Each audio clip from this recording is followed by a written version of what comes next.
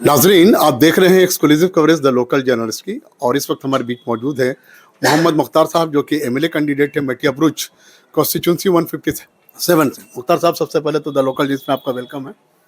देखिए, local journalist को हमारे नए नहीं है।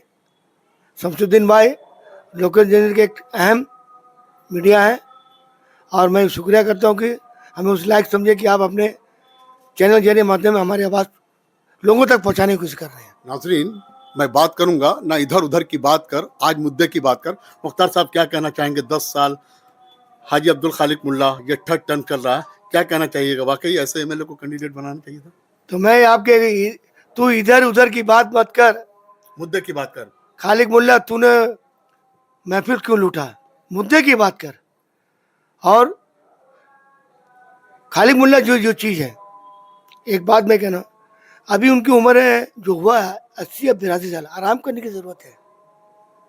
इलेक्शन में ज़रूरत नहीं है।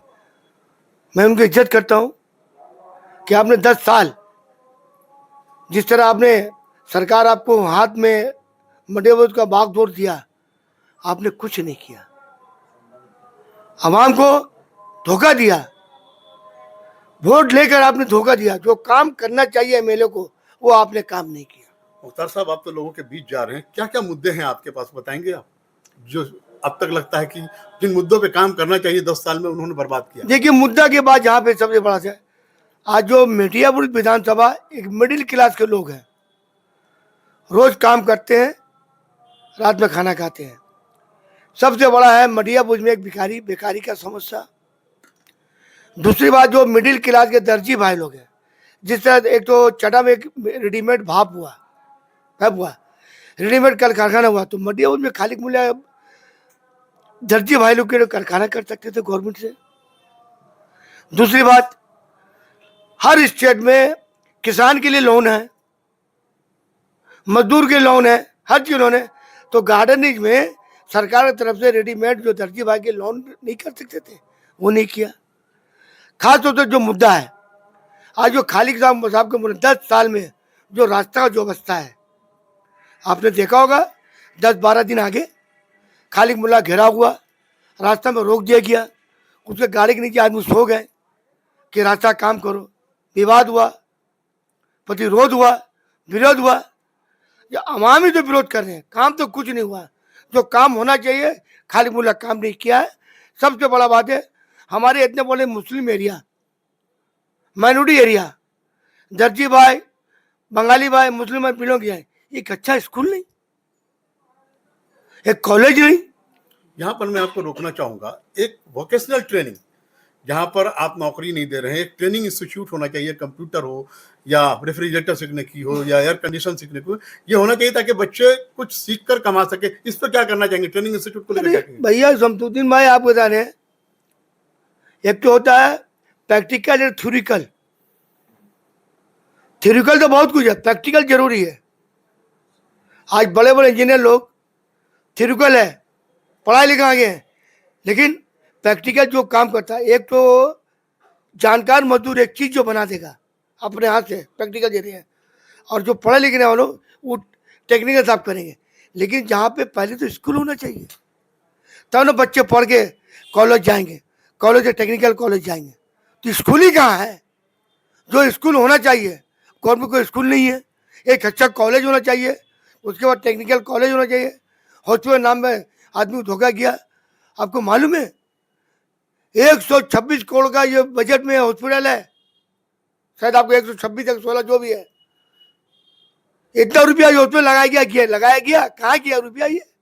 ये खालिक मुल्ला हिसाब से 126 करोड़ का जो हॉस्पिटल ये है, ना डॉक्टर है, ना थिएटर ऑपरेशन थिएटर रूम है, ना आईसीयू है, गैस नहीं है, गैस का सिलेंडर नहीं है, रोगी यहाँ से चला जाता है। हॉस्पिटल नाम में सिर्फ बदलाव है, हॉस्पिटल नाम में एमएलए खालिक मुल्ला ने कमाई किया है। और आप जाइए कभी भी, एक आम डॉक्टर के हिसाब देखिए, भर्ती करने के लिए वो दलाल लोग घूरते हैं, 2000 दो, 3000 दो, 4000 दो, हम भर्ती करा देंगे। गवर्नमेंट की जो दवाई है वो ब्लैक में नहीं हो रहा है, वो दवा खाना में चला जा रहा है। जो इलाज है बीमार लोग दवा नहीं मिला जा रहा है। बच्चों के पार्क, एम्यूजमेंट पार्क और स्टेडियम, स्पोर्ट्स को लेकर क्या कहेंगे? देखिए, ये जरूरी है। बड़े बड़े कोई आदमी को बीमार होता है, कोई डायबिटीज रोग है, तो डॉक्टर बोलता है चलने फिरने चलो, पैदल चलो, तो ज्यादा पैदल चलने के लिए पार्क होना चाहिए, अच्छा मैदान होना चाहिए। सब महरूम है, मटियाबुज का आवाम महरूम है। हमारा जो यहाँ पार्क का जो ऑर्डर है, जो खेल का मैदान हो रहा है, वो पैसा कहीं और जगह लगाया जा रहा है। और खालिक मुल्ला तमाशा बन के खड़े हुए हैं, कोई भी इसके पर इलाज नहीं है। खालिक मुल्ला सिर्फ नाम का एमएलए है, कोई काम का नहीं है। यहाँ पर देखा जा रहा है कि जो कभी इलेक्शन के बाद देखा जाता है कि लॉलीपॉप दे दिया जाता है, ट्रांसपोर्टेशन गवर्नमेंट बस दे दिया जाता है, फिर कुछ दिनों के बाद बंद हो जाता है, फेरी घाट भी बंद हो गया है। क्या कहना चाहेगा मोहम्मद मुख्तार जीत के आने के बाद?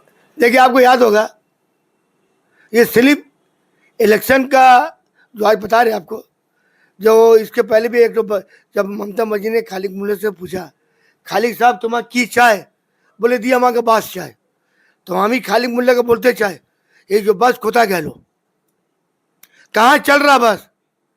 फ्री घाट भी इलेक्शन टाइम में फ्री घाट चालू किया क्या, वो भी बंद कर दिया क्या। ये सिर्फ मंडियाबुज को आवाम को सिर्फ इलेक्शन जब आएगा वो लालीपॉप देंगे, तोहफा देंगे। जैसे अभी लालीपॉप के शर्त में जिस तरह पश्चिम बंगाल में बेकार नौजवान को 1500 रुपया का ये लालीपॉप दिया गया है। मैं ममता मुझे कहना चाह रहा हूँ, ये बेकार नौजवान 1500 रुपये नहीं चाहिए, यहाँ के नौजवान को नौकरी चाहिए, पक्का नौकरी चाहिए, तभी आपका सरकार बचेगी। आप जो ये लालीपॉप दे रहे हैं 1500 रुपये आवाम बेकार नौजवान 1500 रुपये नहीं चाहिए, ये क्या गारंटी है इलेक्शन के बाद ये 1500 मिलेगा? ये भी बंद हो जाएगा। जो 7 पे कमीशन, जो मजदूरों का, जो पुलिस महकमा का, जो सरकारी काम करते हैं, डीए का पैसा अभी थोड़ा दिया गया है सिर्फ इलेक्शन के लिए, इलेक्शन सब बंद कर दिया जाएगा।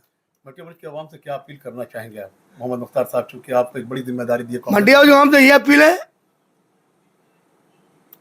अब आँख खोलिए। आप मटियाबुज विधानसभा के लिए एक ऐसा कैंडिडेट चाहिए जो आपका दुख सुख में रहे, हर काम में काम बढ़ाए, और मटियाबुज विधान में जो तरक्की काम है उसको आगे ले जाए। इसीलिए मटियाबुज आवाम से ये कह रहा हूँ, अभी भी आप देखिए, आँख बंद करके मत दीजिए। जो काम करता है, जो काम करने के लायक है, जो इलाके आवाम के लिए भलाई चाहेगा, तरक्की काम के, उसको वोट दीजिए।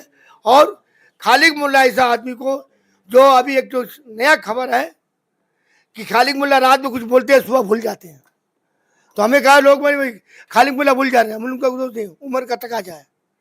जो उम्र हो गया है आदमी को, खोपा जाने के टाइम में और बात भूल जाने के टाइम में, ये उनका दोस्त नहीं, उम्र का तकाजा है। और मटियाबुज आवाम से कह रहा हूँ, आपने 10 साल टीएमसी को दिया, इस बार कांग्रेस पार्टी को आप चाहिए।